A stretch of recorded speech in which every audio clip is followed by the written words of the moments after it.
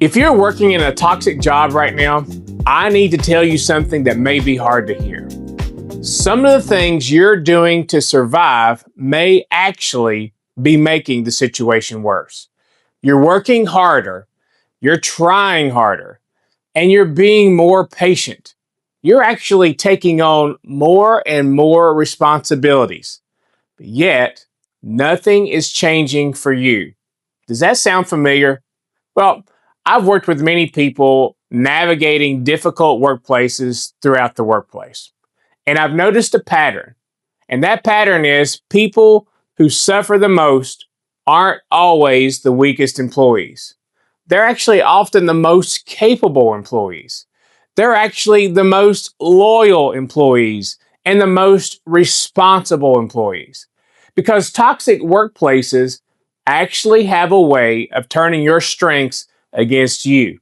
So today in this video, I'm going to show you 7 things you should never do in a toxic job, especially if you want to protect your confidence, your career, and your sanity.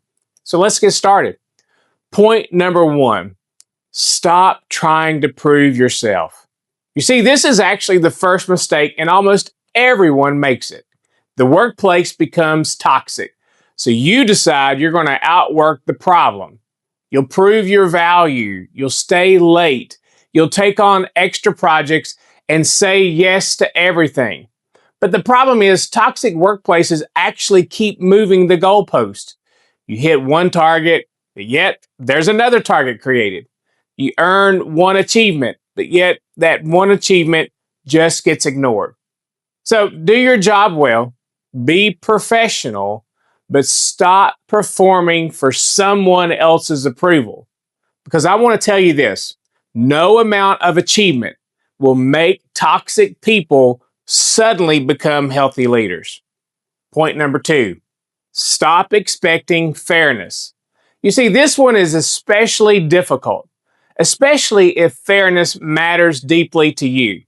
Because healthy people assume that there are healthy systems. But toxic workplaces don't operate on fairness. They actually operate on favoritism. Toxic workplaces actually operate on politics and inconsistency and double standards. So, the moment that you stop asking, how is this fair? You start asking a much better question. What does this pattern that I'm seeing tell me? Stop arguing with reality and actually start learning from it. Point number 3, I want you to stop taking the blame. You know, this may be the most dangerous habit on this list because it follows people long after they leave. Toxic workplaces train good employees to believe they're the problem. Something goes wrong and you immediately assume responsibility. Someone misses a deadline and you apologize. A system actually begins to fail. And you know what you may be doing? You volunteer blame. But I want you to remember this. Accountability is not the same thing as self-sacrifice. Yes, I do say own your own part. Be accountable for those parts that maybe you did make a mistake. But do not own everyone else's mistake. Because if you carry every bag, people will keep handling you their bag. Point number 4, stop solving problems that aren't yours. You know, this one feels noble, and that's why it is so dangerous. You see the problems and you step right in. You smooth things over. Maybe you even cover for leadership. You protect the team. You become the peacemaker. But sometimes your efforts are actually protecting the toxic system itself. When you quietly are fixing everything, leadership actually never feels the consequences. Let problems become visible. Not because you're trying to be a difficult team member, that's not the case. But because visibility actually helps create the accountability. Point number 5, stop reacting to toxic office politics. They will always be there. Even wherever you go, there's sometimes toxic office politics because toxic people love to get reactions. They want emotions. They want visible frustration because every reaction becomes ammunition. You don't beat toxic people by becoming toxic. You beat by becoming strategic. You document, you protect your reputation, and you build relationships. You need to stay deliberate. The goal isn't winning every battle. The goal is actually protecting your future. Point number 6, stop neglecting yourself. You are important.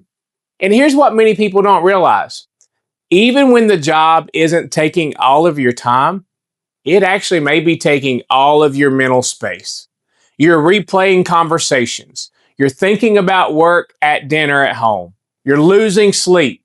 You're feeling exhausted before the day even starts. The toxic workplace wins when it becomes your entire identity. So I want to encourage you today, protect the basics. It is important for you to have enough sleep and rest for your body. It's important to eat the right foods so you are taking care of your body and your mind. It's important to have movement, so keep moving. It's important to develop great relationships. It's important to have life outside of work because no job deserves all of you.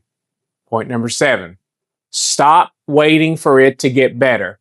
This is the biggest trap for many people and the one that keeps people stuck the longest because toxic workplaces are experts at offering hope. You have one good week, one positive meeting, one encouraging conversation, and suddenly you begin to think, hey, maybe things are changing around here. But don't evaluate the exception because sometimes what I just mentioned is actually an exception of a toxic workplace. You need to evaluate the pattern. Most toxic environments don't improve until the system actually changes. Now, I'm not telling you to quit your job tomorrow, but it doesn't mean to stop waiting. It doesn't mean stop waiting passively. It means to build options and build confidence in yourself. Build a plan. If you stop trying to prove yourself, if you stop expecting fairness, if you stop taking the blame for everyone else's bags, if you stop solving everyone's problems or reacting emotionally or neglecting yourself, if you stop waiting for change, you can survive a toxic workplace with far less damage to yourself. But toxic workplaces don't just hurt people through behavior. They also use language. They use specific phrases that quietly manipulate conversations and actually shift the blame. So that's why I want you to watch my previous video. I've got a video that's titled 7 phrases at work that secretly mean you're being set up. It will actually help you recognize the warning signs before they actually become bigger problems for you. And I want to ask you a question. If this video has actually helped you learn more about toxic workplaces, will you subscribe to my channel? Because every week I'm sharing practical workplace psychology, leadership lessons, and actually toxic workplace recovery strategies to help you protect your career and your confidence and your sanity. As we serve together, Dr. Jeff.